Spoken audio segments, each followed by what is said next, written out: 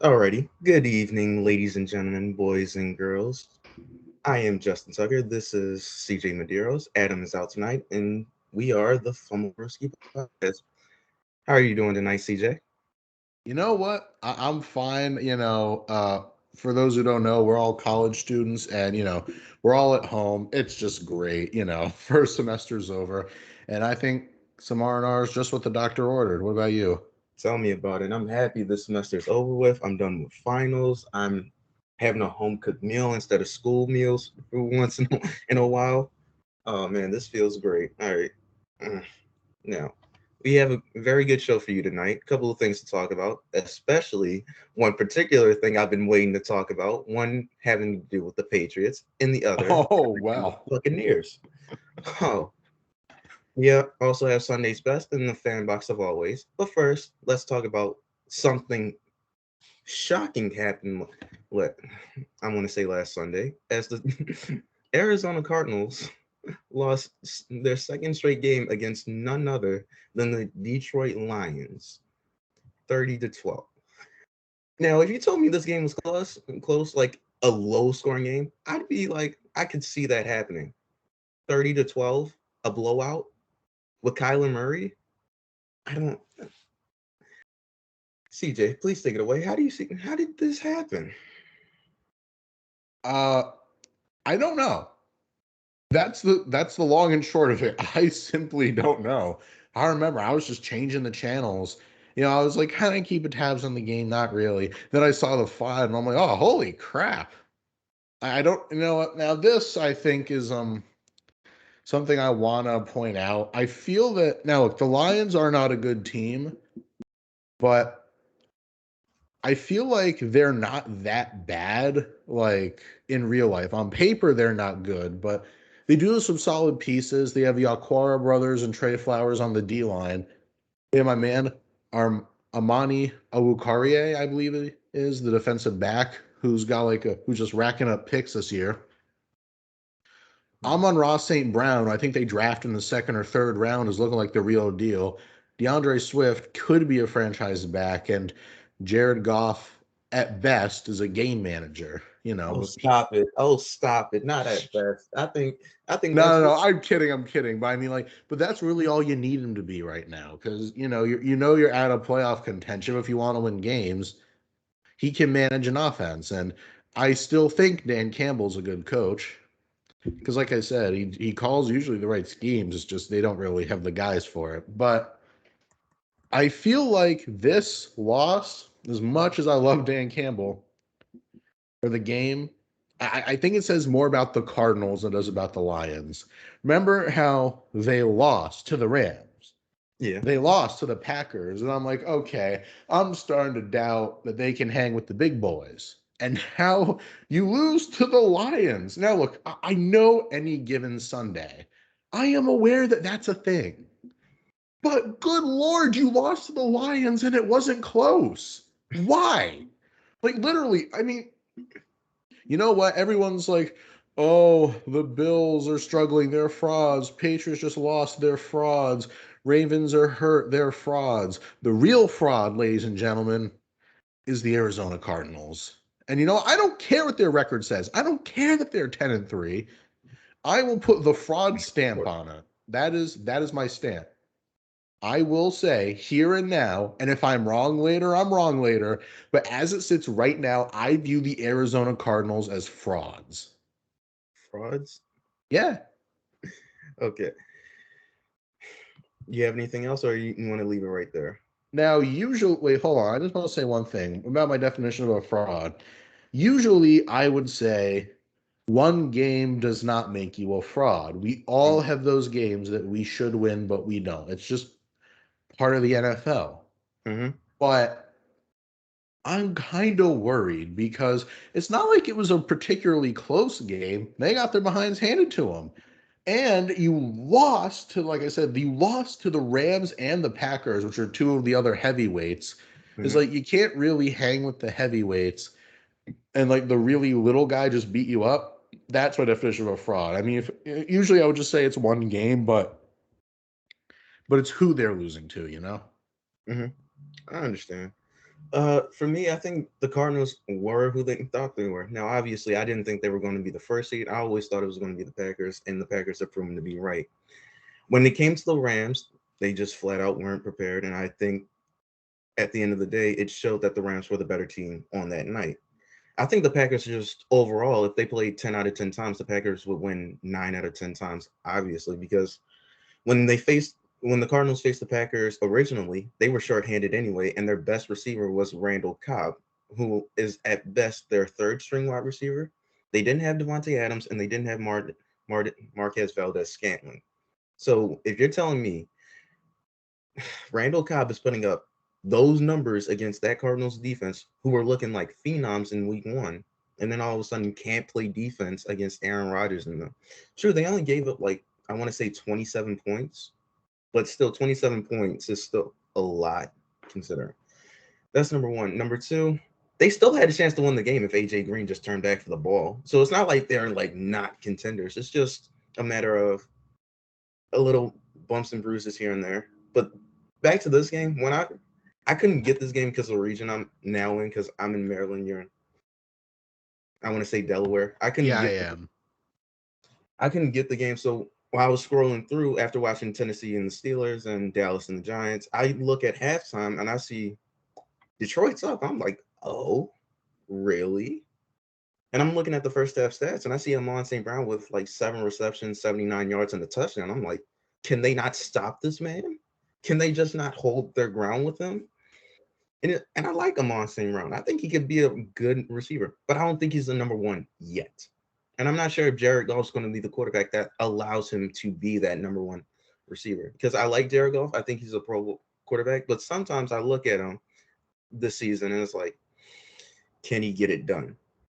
But after this, I want to say he had 3 touchdowns today.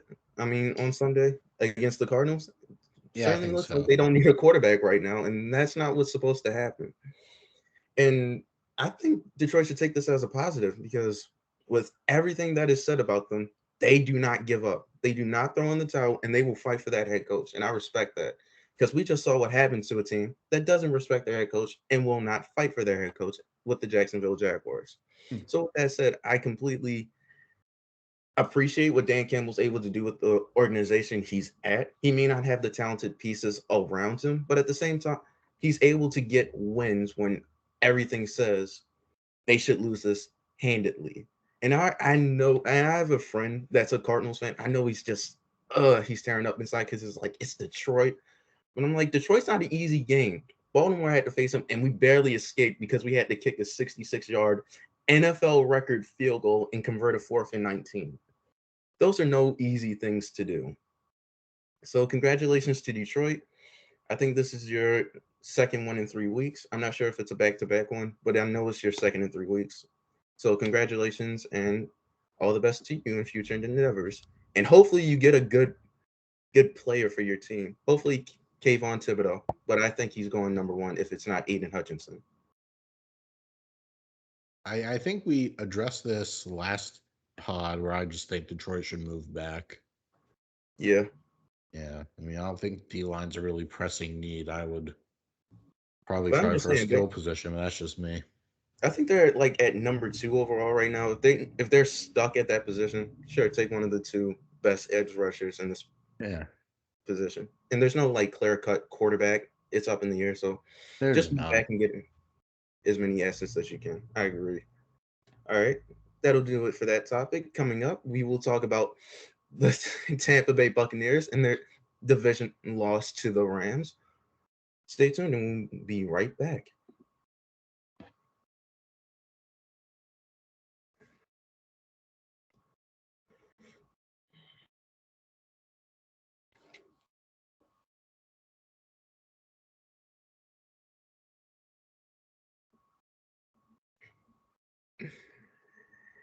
And we are back with the Fumblerooski podcast. I am your wonderful, handsome host, Justin Tucker, along with my special Patriots partner, CJ Medeiros.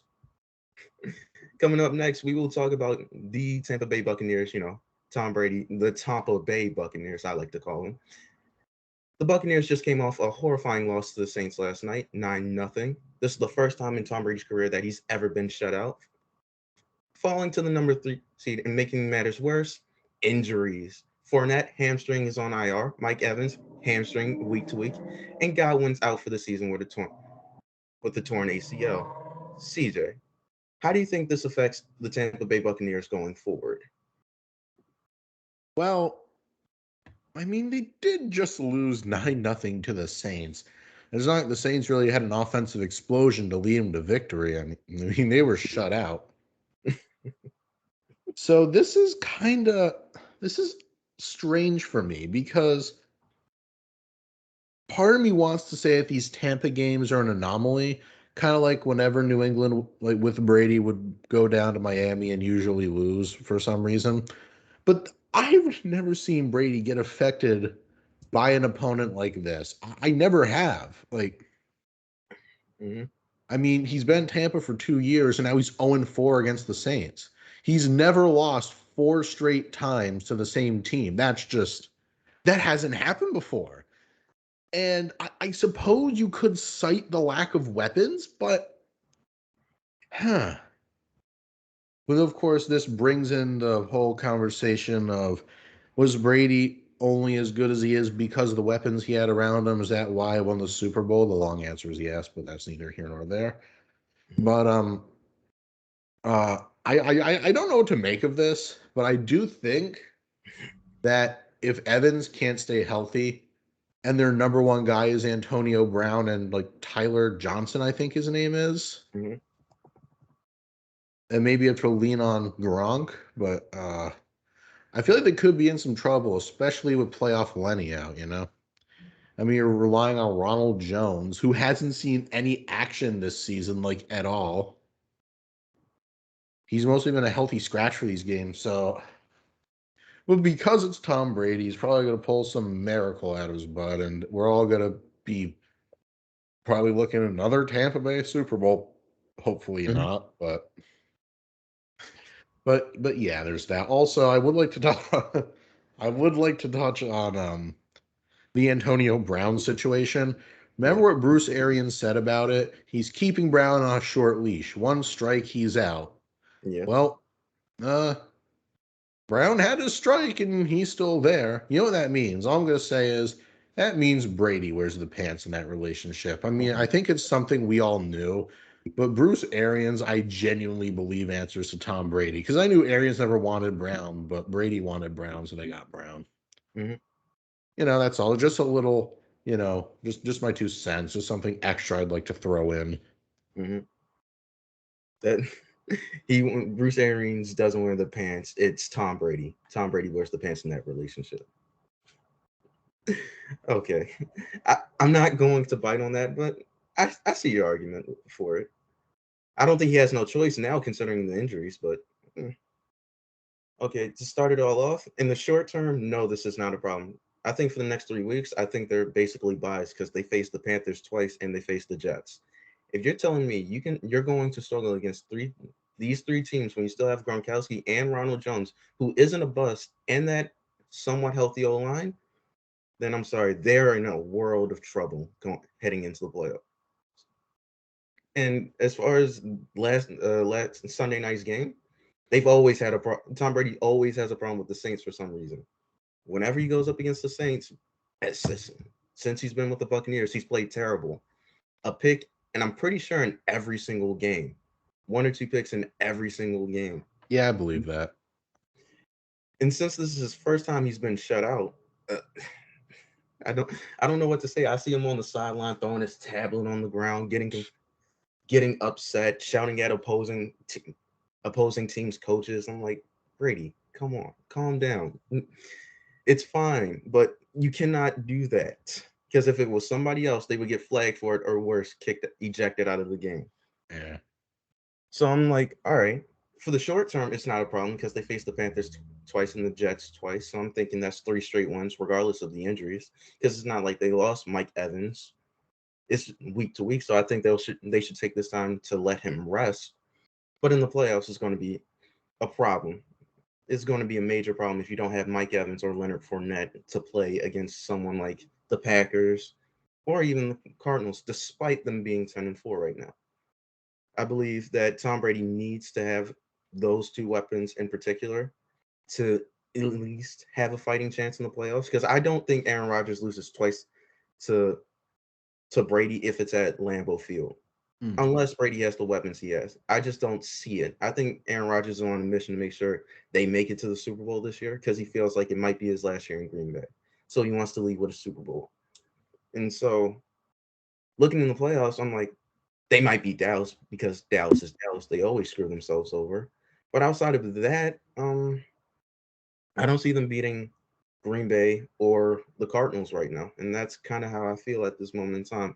Now, Tom Brady can always prove me wrong because Tom Brady's Tom Brady and he can just out of nowhere decide, hey, Scotty Miller, I need you back again.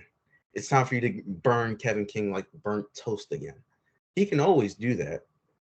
But I just don't think it'll happen this time around unless Mike Evans comes back and is healthy and Leonard Fournette becomes playoff Lenny again. But I think Ronald Jones is a serviceable back. He's not bad. It's just Leonard Fournette is Leonard Fournette. I always thought he got a bad rep in Jacksonville. Now that he's actually getting a fair shake in Tampa Bay, you see how the way he's performing. And so I think it's just a matter of seeing how the injuries are and how long it'll take for them to get back. But it doesn't kill them short term. I think it kills them long term. I don't think they'll get the first round bye because I think the Packers are like, I'm not sure if they're a game or 2 games ahead of them. But as of right now, I think it's a bad look for them going into the playoffs. Not short term, but long term. Yeah, I agree. Although I'm not as high on the Cardinals as you are. I would say that about the Rams, but the Cardinals just lost to the Lions. Come on now. It was all right. I can't say nothing because my team lost to the Dolphins during when the Dolphins were like terrible according to everybody else. And I thought they were just fine when they actually on the field. But my team's injured, so my team's not even in the playoffs right now. That really hurts me. We're like the AFC, Sure.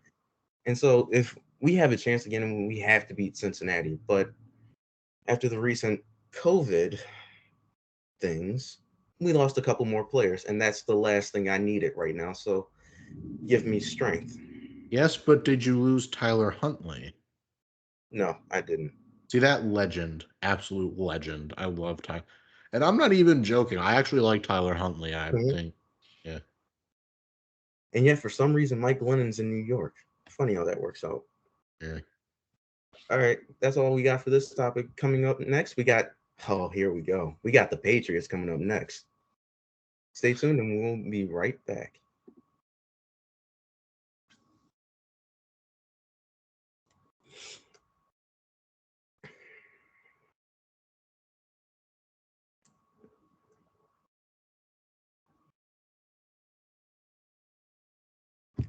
And welcome back to the Fumblerooski podcast. I am your host, Justin Tucker, along with my good friend, CJ Medeiros. For this segment, we are going to talk about your New England Patriots getting their butts handed to them by the Colts. No one is safe. And I'm taking the floor first because I deserve it.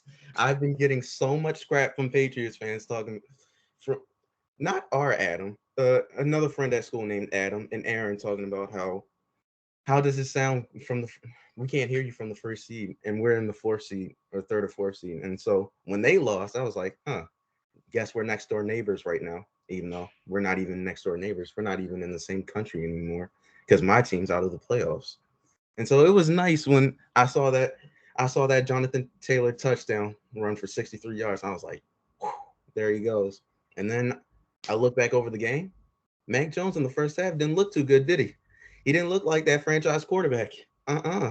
Threw that pick for Darius Leonard. Threw another one to I can't say his name. I know Isn't the like, other oh, I think I got it. I think it's Bobby Okereke, yeah, I believe it's that Bobby O'Carroll. something in that ballpark. Then he threw that. I was like, oh, he's giving out freebies tonight. I was like, Mac Jones doesn't look like the rookie of the year candidate. He's not looking like the game manager or even a franchise quarterback right now. And then in the fourth quarter, he was like, all right, time for me to actually try to pull a comeback off. And then they started to get closer and closer. And I was like, Colts, why haven't you put this away? And then I realized Carson Wentz can't really complete anything. And I was like, are you serious? That's the only reason this game was close. That is the only reason why this game is close. If Carson Wentz actually completed more balls, this game would have been over by halftime. But it was like what, 20-0 or 17-0 at halftime? I think, yeah. And then the Patriots come back marching back like they always do. Because just when you think they're out, they drag you back in and make it close. And then once it gets close, Belichick always somehow gets them over the edge. Not this time. Jonathan Taylor said, not today. Boom, broke through. Two tacklers missed him, and he went for the touchdown. I was like, yes, we still got a chance at this. Now that I got my out the way, CJ, how do you feel about it? First, let me just say, I wasn't one of those guys that was harassing you, so I Yeah, want you some weren't. You weren't respect. one of those guys. I didn't get to call you when I was talking my stuff.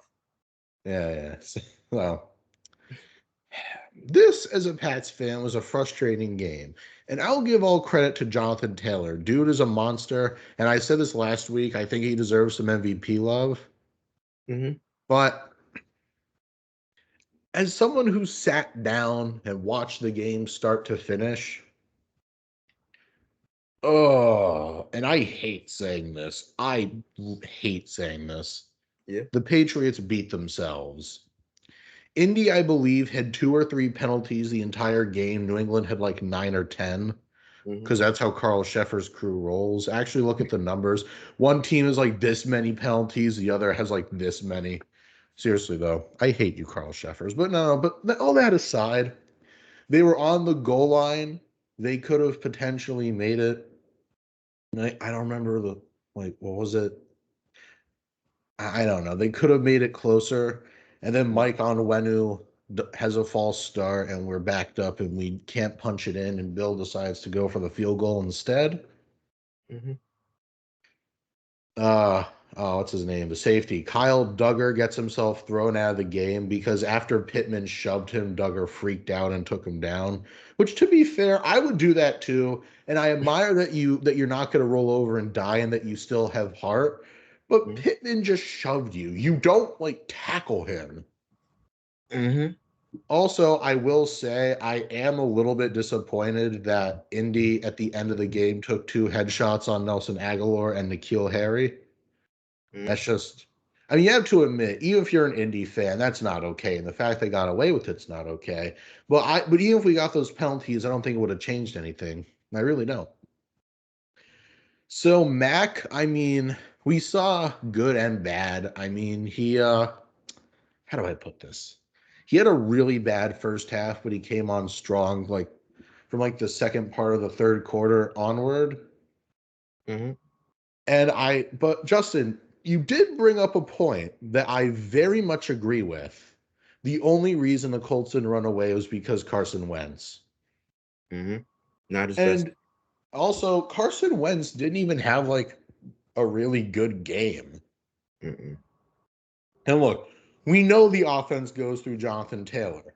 We know Jonathan Taylor basically is that offense. We know the Colts would probably revert to their early season form without Jonathan Taylor. But it's just, I like the Colts, and I think they could surprise a lot of people in the playoffs. I'm not saying they're Super Bowl contenders. There's a very real chance to make it to the AFC Championship on the legs of Jonathan Taylor. But I just don't think Carson Wentz is that guy. I really don't. And you and I both agree that the only reason it's supposed to run away was because Carson Wentz. But as far as the Patriots go, now I've seen a lot of people saying, the Patriots are frauds. What did I say about the Cardinals? One game does not make you a fraud. Mm-hmm. And it's not like, I mean, and it's not even like when the Cardinals lost the Lions. Like I said, it wasn't close. This game at least was closer. And let's face it, they got a blocked punt recovered for a touchdown. That doesn't count for heck. But I mean, whatever the Patriots lose, except really for like that Saints game, they've always managed to keep it somewhat close. But it's these little self-inflicted wounds that make it hard to win, isn't it? You know? And Mhm. I genuinely believe that other than Jonathan Taylor, the Patriots really just beat themselves. And because, like I said, all the stupid mistakes just added up. And they came out lazy out of the gate. It was just a forgettable game. But I could see why a lot of people would want to call them a fraud, but I wouldn't put the fraud label on them just yet. Because you see, a fraud, ladies and gentlemen, like I said, one game's to make you a fraud, especially for this Patriots team. It's going to be how you react. Mhm. A lot of people are like, oh, it's like 2019 when they had that winning streak and then crashed. Oh, it's like 2015 when they had that win streak and then faltered. Like, let's hold off on the comparisons to those years, all right? As long as you just go back to the grind, go back to the drawing board, don't believe the press, don't believe that you're hot crap, don't believe that you're the best. Mhm. It's but just don't let do not let this loss demoralize you, because when the Ravens beat the Patriots in 2019, the team was just demoralized. They're just like, oh well, we're not good. And there was like a real lack of effort. A lot of anonymous players came out and said that there's even accusations that Brady quit on them, which may be true. We'll never know for sure. But as long as you don't let it demoralize you, you should be fine. Like I said for the Cardinals, one game doesn't make you a fraud, but it's how you react. Okay, I agree. I don't think they're frauds, but I care to mention that I think I told Adam the last time he was on the show. By the way, Adam is out tonight. Hope he comes back very soon. But I did mention to Adam that this AFC East is not wrapped up yet because y'all still have to face the Bills again, and you still have to go to the Dolphins where you guys struggle for some reason. I don't know why you guys struggle there. You guys should be able to win there, but again, it's something you guys struggle to. It's And one of history's biggest mysteries. It really is. in case people haven't noticed, the Dolphins are on quite the winning streak right now. So if they're not careful, you guys couldn't lose. All I'm going to say is, who has Miami really played? And look, yeah, I'm going to pull that card. Who have they played? They played us and beat us. I can't talk. Well, They you beat were us. injured. You barely count. No offense. They still beat us. I can't ignore it. They I beat y'all. mean, they on a fumble, shot ourselves in the foot. But I mean, their win streak, they outside of you, they didn't even beat anyone above 500. They beat the competition in front of them. And you know what? That's fair. And that's fair. And I'll give you that. But let's just pump the brakes on Miami. I wanna I'm not gonna say that because my words are gonna come back to bite me if they beat New England. I So was about to say if they beat New England twice in a row, and they might be able to take the division. wait, do they have any No, games against Buffalo by any chance? yeah. Do you know? I don't see You them got. beating Buffalo. I really don't. I'm. I know. I don't know if they have any more games against Buffalo. I think they lost both of them. So I think it's just down to you and Buffalo, but Oh, also, didn't they almost lose to the Jets? I mean, I know they won, but they didn't they won. like They almost won. lose? I almost called my boy Sean. I was like, "This is what you guys do against the Jets. Y'all can beat us, but y'all do this against the Jets." But somehow they pulled it off in the end, like they should have been doing in the first place, not giving me a heart attack. Yeah. Because I'm about to say, there's no reason why the Jets should be beating y'all, even though I like the Jets and I appreciate them for beating Cincinnati. Got a special place in my heart for that. Hmm. I appreciate that. We'll always forgive them. Mike White, the legend. Mm-hmm. 405 yards, like 3 touchdowns. Yeah. Absolutely gave me a W that I needed because they were Hmm. division leaders all for 1 week, and they stopped all that talking after that game. I appreciate that. But enough about the Jets. Let's get back to the Patriots. After this loss, how do you feel about the AFC as a whole going into the playoffs? Well, I You're a knew Patriots Kansas City was going to go on a tear. That much was certain. fan. But oh, I mean, I now think Kansas City is I mean, barring, I mean, I know they have some guys on COVID, but they should still win their remaining games, barring like an epic collapse. So I feel like the Chiefs are the 1 seed. If Indy can string a few more games together, they'll probably overtake the Titans, who are injured to heck and back. New England, I feel like should win. Now, look, New England still controls their own destiny. So I feel like if they could beat Buffalo, that might do it, maybe. But I feel like New England's going to make the playoffs, be it winning the division or a wild card. I can't speak to how far they're going to go, but I know they should make the playoffs, which is still impressive considering the season we just came off of. And like our ceiling, a lot of people said was like 8 and 9. Mm-hmm. So we were already past what should have been our ceiling. So I will take what I can get. Anything past that is gravy. Where do you guys now? 9-5? Yeah. Oh. We were literally projected, like, at best to go 8 and 9, and now we're 9 and 5. So, like I said, I think it's just gravy. I'm just happy we beat the expectations. Mm-hmm. You know, we're a young team. A lot of people are like, oh, New England could go to the Super Bowl. Personally, I never bought into that. But the fact that they're a respectable team, again, just makes me happy. As for the rest of the AFC, I don't know how to feel about Pittsburgh. I kind of feel like they're done, because Roethlisberger's the lame duck quarterback. Yeah, I'm sorry about that, Justin. Ah, the Bengals, I feel like, would make the playoffs. The Titans have enough wins to the point where they might not miss the playoffs, but plus, if they get King Henry back, things could get nasty. Mm-hmm. But that's a big if. If you're a Patriots fan, who do you not want to face in the playoffs right now? Kansas City. That's fair. Because that was in Indy. But I feel like if that was in New England, I feel like it would have been a different story. If we face Buffalo, New England, we'll see. Because division games always play close, As a Ravens fan, if we somehow by the skin of our teeth make the playoffs, and that I only see that by either winning the division or just missing it altogether, because I think we have to win like the next two games to at least have a chance. Yeah. And I need that Cincinnati game. Like I need it.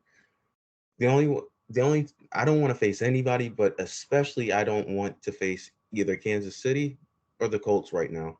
The Yeah. Colts because we had a comeback against them, and I think they'll use that as motivation. And the Chiefs because we beat them, and I think they'll use that as motivation. And we're not healthy at all, like at all. So those are like the two main games I'm worried about. Everybody else is like, okay, we should win, but I don't know with this team right now.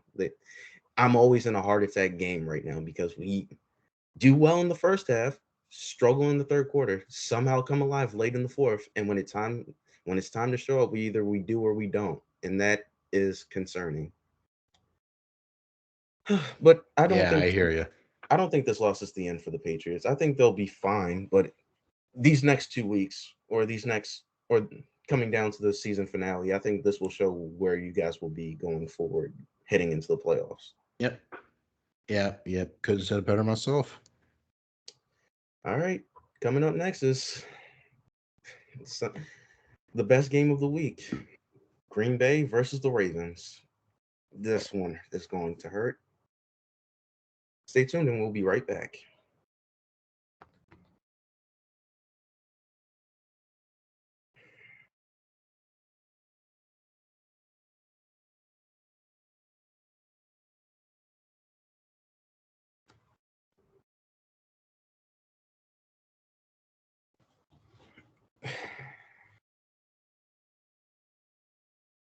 And welcome back to the Fumblerooski podcast. I am your host, Justin Tucker, along with CJ Medeiros.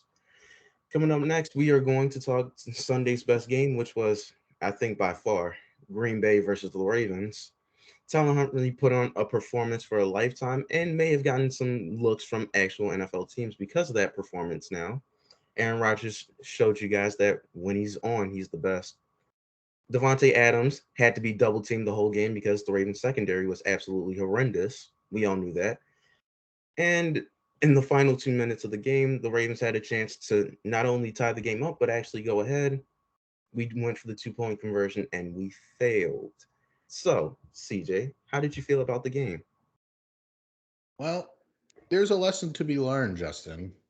Do not let Coach Harbaugh call a 2-point conversion. If there's one thing to take away from the season, I feel like that would be it. But You have your backup there. I can't believe it's not Lamar, aka Tom Huntley. I mean Tyler Huntley, excuse me. Mhm. Huntley, I like this kid. I do. He's a good quarterback. And when I've seen him, I've been reasonably impressed. And Green Bay's defense isn't awful. In fact, I would say their defense is pretty good. And the Ravens' offense was expected to get picked apart, but Huntley kept you in that game. Mhm. So I won't lie to you. I expected it to be a blowout. I expected Green Bay to murder you. But I would hang your hat on the fact that it was at least close. But of course, John Harbaugh and 2-point conversions are like oil and water. But, that's neither here nor there. Oh, stop it. It's just, I definitely feel if you guys weren't hurt, you probably would have won that game. With Green Bay playing as it did. But, they have Aaron Rodgers. So Mhm. honestly, I mean, a loss sucks, but I wouldn't, if I were you, I wouldn't be too mad about it. I wouldn't. I, But the Ravens, like on the rest of the season, like you said, you need that win against Cincy. And I know there's like a chance you could miss the playoffs. That's like worst case scenario. I don't think it's gonna happen. But like you said, this game against Cincy is gonna be very telling, I would say. mhm. But you're a Ravens fan. You could put it in better words than I could. So please regale me about your feelings on Sunday's best. Okay, I watched that game from the coin flip to the end of it. I have so many feelings about this game.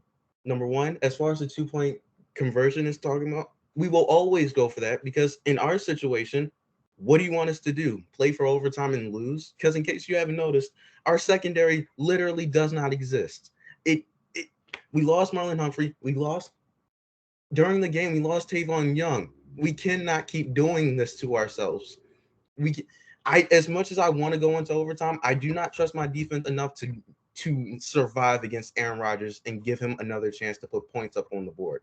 I cannot allow that to happen. I'm I'm not okay with the play call only because we've been going to Mark Andrews every single time when we needed to, and every single time he's able to perform. Maybe during that play, I would have called something for Marquise Brown, who eventually was open, but I don't think Tyler Huntley saw him. The reason I want to call it a 2-point conversion that play was because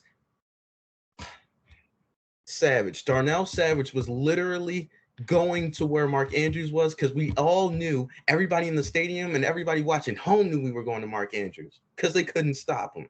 So they were going to double team him regardless of where he was. And I knew that play wasn't going to work because once you roll out to the right, you basically eliminate half the field and you can only go to like one or two receivers. So I was like, I'm not sure about this. But that's not the thing that kills me the most. The thing that kills me the most is it's 1st and 5.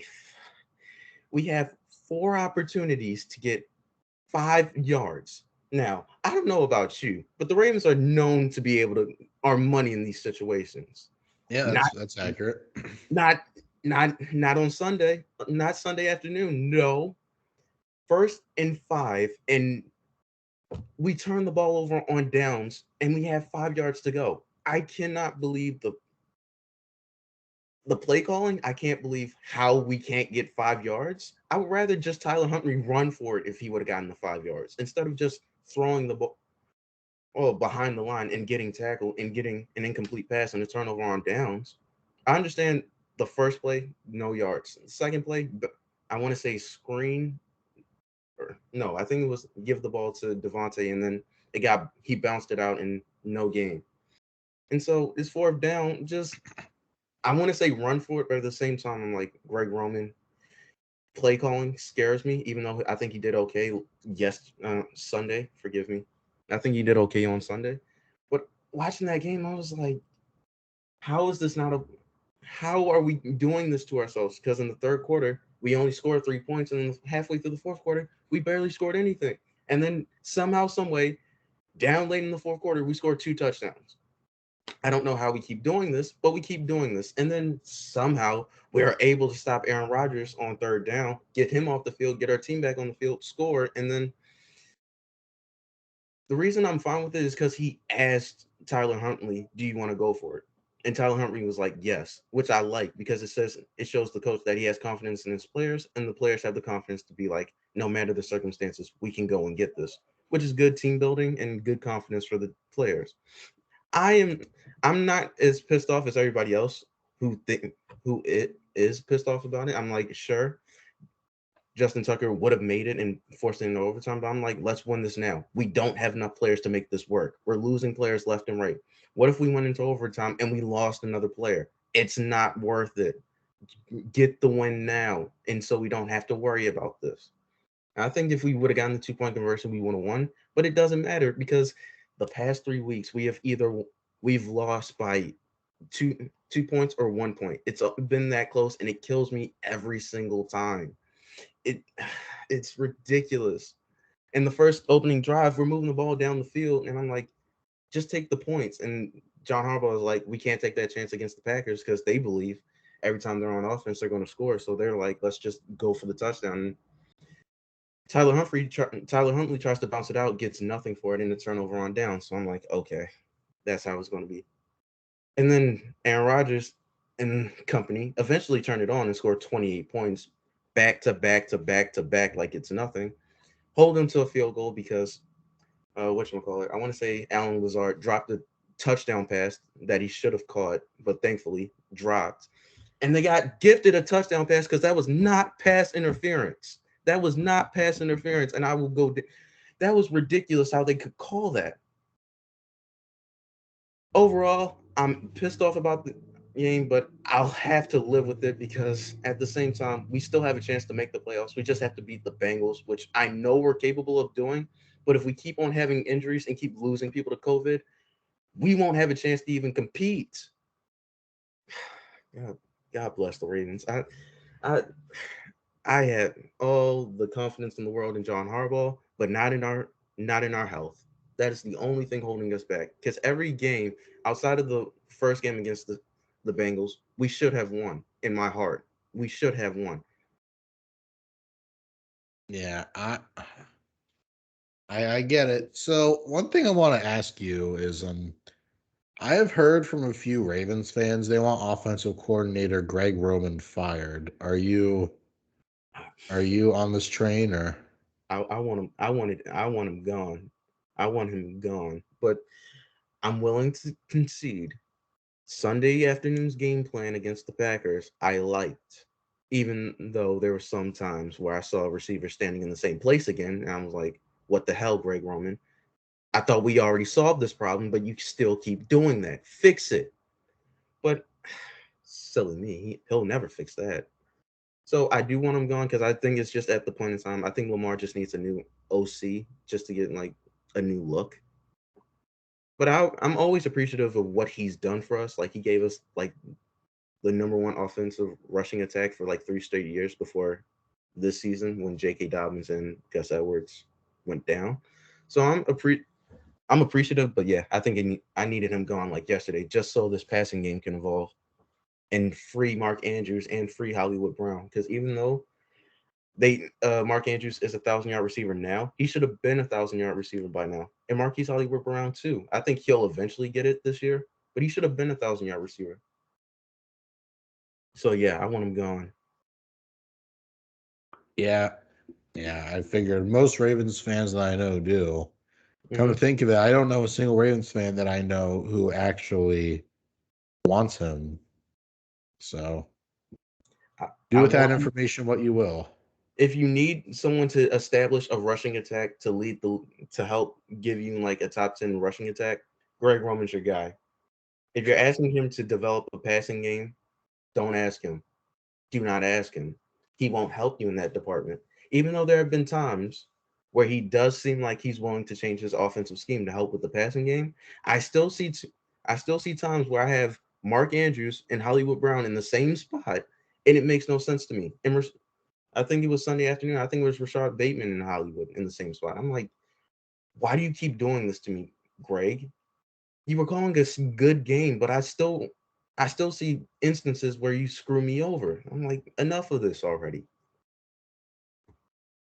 Yeah, I I get it. It's tough being a Ravens fan right now because we know how good we are. We're good enough to be in these games, but we're not healthy enough to win these games. Not good enough to win. We are good enough to win. We're not healthy enough to win because every time we have a player we think is reliable, oh, he's gone. He's on IR. Oh, he's on COVID. Oh, there he goes. I'm like, please, just let me keep my health. That has always been a heel of the Ravens. Just when you know it, an injury happens and it cripples us severely. I'm like, no, we don't need this now. Hopefully, we can get some of our players off the COVID list and are able to come back. But until then, let's just beat the Bengals and I'll be happy. If we beat the Bengals but miss the playoffs, I'll be happy because at least we got them out the way. Yeah. Yep. I mean, I don't know what to say to that. It's like I understand where you're coming from. I Mhm, mean, not like for a while, but in 2015, the Patriot, when the Broncos won the Super Bowl, the Patriots had a good team, but we lost so many people. Like LaFell was out for the season, Blunt, Lewis, like everyone was gone. mhm. So, I mean, granted, it's been a while, but I understand. We don't have a starting. Our starting running backs are or I want to say Levante Murray and Devontae Freeman. This is not 2017. This is 2021. Our our top running backs are on IR or out for the technically out for the season. Our top cornerbacks are out for the season. My safeties, one's out for the season, the other one's on the COVID list. And so it's just like, why can't I? Why do they do this to me? But that's all the time we have for this topic because if we continue to talk about it, I will lose my mind. I will lose it on.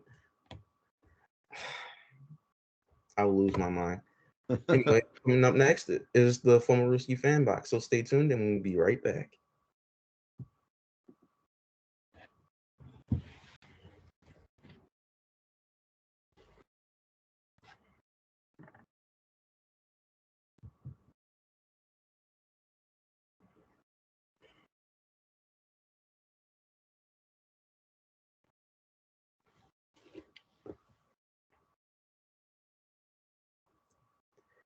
And welcome back to the Fumblerooski podcast.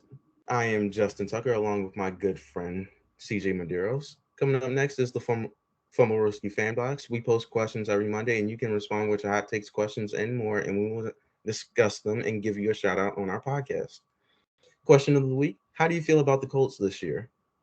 Patrick Willover, consistent member of the fan box, said just needed to give Wentz some time to be comfortable. Taylor still looks like an MVP. CJ. Uh, I don't know if Wentz is the guy, but yeah, I've been on this train for a bit. I do believe Jonathan Taylor deserves some MVP love. Mm, I agree. I think after Tom Brady's play as of late and Jonathan Taylor's elevation of his game, because wow, I can't ignore it now. It's like, yeah, I think he does deserve some MVP love, especially Uh, since everybody else doesn't seem like a clear cut MVP. If you told me Jonathan Taylor was going to be the NFL MVP, I'd have no problem with that whatsoever. Because I think yeah, he's yeah, me leading this neither. team to the playoffs. And honestly, I hate that the MVP is such a quarterback and offense award. Mostly just a quarterback award. I don't remember the last time a defensive player won MVP. I want to say Lawrence Taylor in '86. That's sad. Also, I'm sure you know this, but a wide receivers never won MVP. See that, people? I just wish it wasn't such a quarterback award. It's mostly quarterbacks and running backs. Like that's all the people who get the love. And yes, I know the quarterback's the most integral part, but come on, you got to put some respect on some of these guys' names. You're telling me that not once, someone like Jerry Rice was never the MVP? Not once? Yeah, I find that a bit hard to believe. you find that hard? I don't find it hard to believe because the quarterback position is the most important position. I wanted to see if Jerry Rice won it but I'm not sure. I remember Barry Sanders did it, and I'm not sure if he was co-MVP with Jerry Rice, but I remember. But as far as wide receivers are, they'll never get it because of the position they play, and because the league sees like quarterbacks as the most important position. They'll Yeah, always see precedence yeah, over I everything. know, but that should just be like the most valuable quarterback. I, it, the most It's like valuable. the last non-quarterback to win MVP, I think. Now, don't quote me on this. I think was Adrian Peterson in 2012. Yeah, yeah, you're right. It was Adrian Peterson, but he had a 2,000 yard season. And then when Derrick Henry did it, he Yeah, wasn't even close to the MVP at the time. I yeah, I think. know, and I find that asinine. Yeah, I do believe that Jonathan Taylor deserves more votes because I think he's the reason why the Colts are going to make the playoffs if they do. Yeah, pretty Points much. to The him entire instead of offense Baltimore. is carried by Jonathan Taylor. Also, the O line. The O line's awesome. Yeah, the O line's awesome. I just think Carson Wentz needs to play a little bit better. There have been times where I've seen it and it was like that's the quarterback they wanted, and so Yeah. I'm like, yes. As if he can play like he did against Baltimore, I think they'll be fine. And because when he played against us, he played great.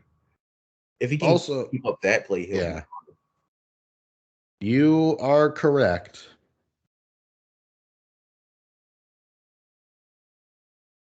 Also, I would like to point out that during the Pats game, Carson Wentz went 5 of 12 throwing, Yeah, one touchdown, which was really like a sweep toss, which in my opinion is a run, and a pick for a passer rating of 49.7 yeah.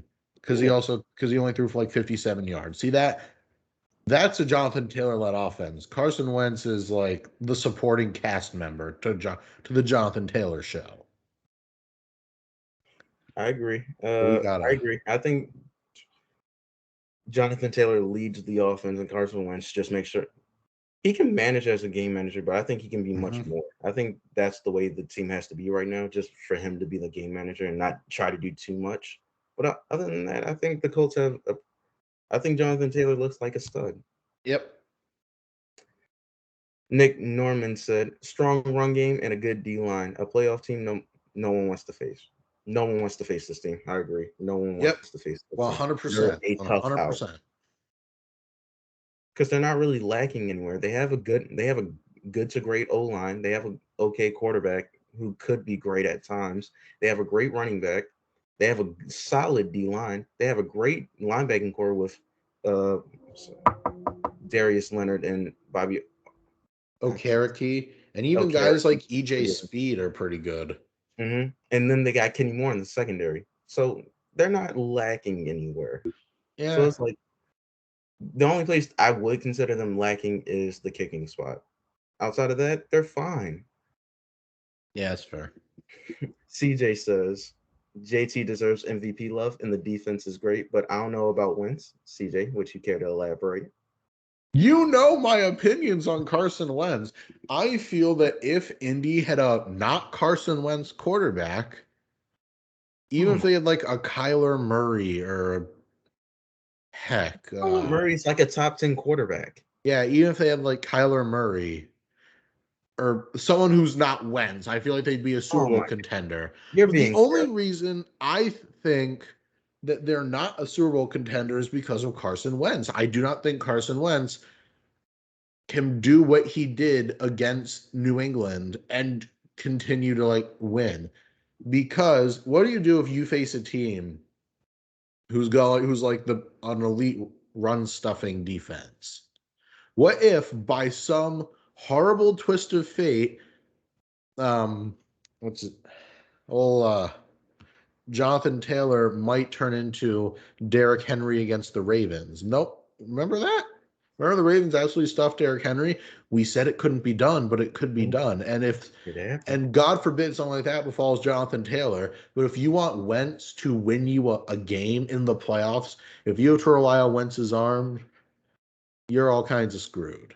You're not all kinds of screwed. It depends on which Carson Wentz you get. If you get the reliable Well, Carson that's Wentz, not very reassuring.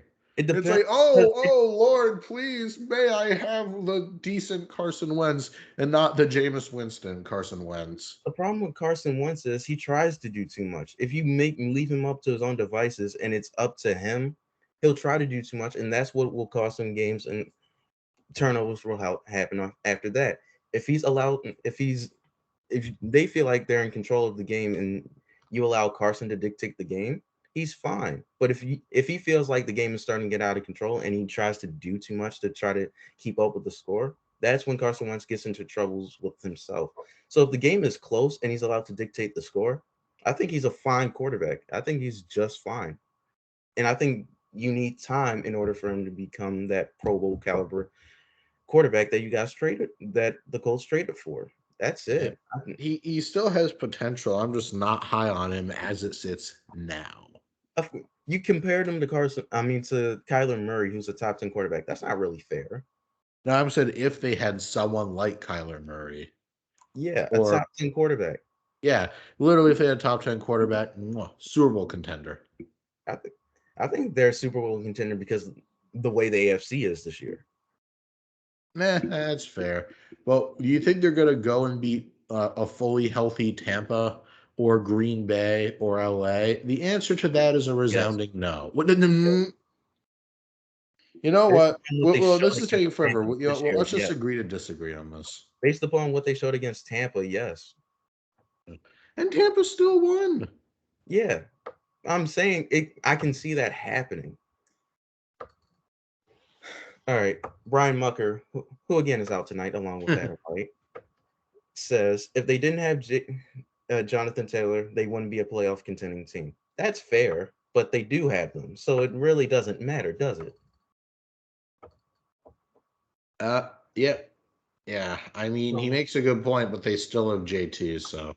I think they'd fight, but I don't think they'd be playoff contending team. I think they'd be in the games, but I'm not sure. I like where Carson is at right now, where he can just win games just solely off of like will. I think he'll will himself into interceptions as much as I think he'll will himself into games. That's how I feel. That's accurate. Mm-hmm. All right, that'll do it for us tonight. Thank you for listening to us. Make sure you subscribe to our YouTube channel. Check us out on Spotify, Spreaker, and Google Podcasts. Also, be sure to follow our Instagram account at Fumblerooski_podcast to keep up with our podcast and the latest coverage on the NFL. Otherwise, we will see you over and out. Good night, everybody. See ya.